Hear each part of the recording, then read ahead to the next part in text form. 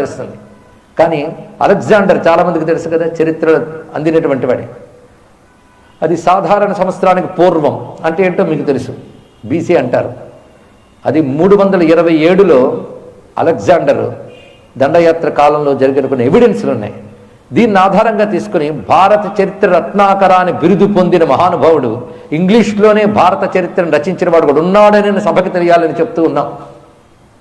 ఇలాంటి విషయములు అందించడానికి సిద్ధమైనటువంటి టీవీ మాధ్యమాలు కూడా బాధ్యత వహించాలండి. దేశం గొప్పతనం, దేశం చరిత్ర గురించి చెప్పే అంశములు దాచిపెట్టకూడదు, కత్తిరించకూడదు. ఇది తెలుసుకోవాల్సింది. ఎందుకంటే నీ దేశం గొప్పతనం బయటపడుతుంది, నీ చరిత్ర గొప్పతనం బయటపడుతుంది, అంతే కదా. ఆ మహానుభావుడి పేరు కోట వెంకటాచలం అనే మహానుభావుడు. ఆయన భారత చరిత్ర రత్నాకరని బిరుదిచ్చారు, కానీ ఆ చరిత్రను చదివే అవకాశం పాఠశాలల్లో ఇవ్వలేదు, విద్యా సంస్థలు నేటికి లేదు.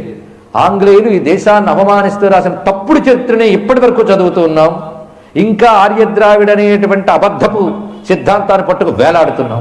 ఇలాంటి సమయంలో ఇది చరిత్రని చెప్తే ఆశ్చర్యం వేస్తుంది. కానీ మహానుభావుడు కోట వెంకటాచలం అనే మహానుభావుడు ఎన్నో గ్రంథాలు రచించాడు చరిత్ర మీద. అందులో కలిశక విజ్ఞానం అని పుస్తకం రచించాడు. అందులో ఒక విషయాన్ని నేను కోట్ చేస్తున్నాడు.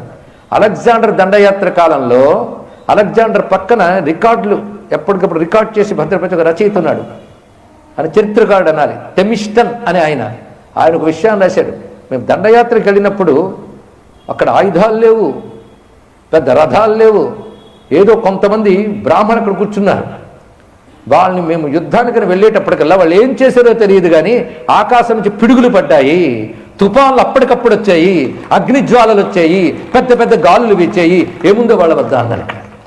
ఇదే విషయాన్ని అలెగ్జాండర్ స్వయంగా అరిస్టాటిల్కి ఉత్తరం రాస్తూ భారతదేశం సామాన్యమైంది కాదు, అక్కడ ఏవో విద్యలున్నాయి, మన ఇన్ని ఆయుధాలు అశ్వదళాలు ఎన్ని పట్టుకెళ్ళినా వాటి అవసరం లేకుండా ఎవరో కొంతమంది అక్కడ కూర్చున్న గుంపులుగా బొట్లు బోనాలు పెట్టుకుని వాళ్ళు ఏం చదివారో తెలియదు, కానీ వాళ్ళు పెదవులు కదులుతున్నాయి, శబ్దాలు వినబడుతున్నాయి, మాకు ఉత్పాతాలు కనబడ్డాయని.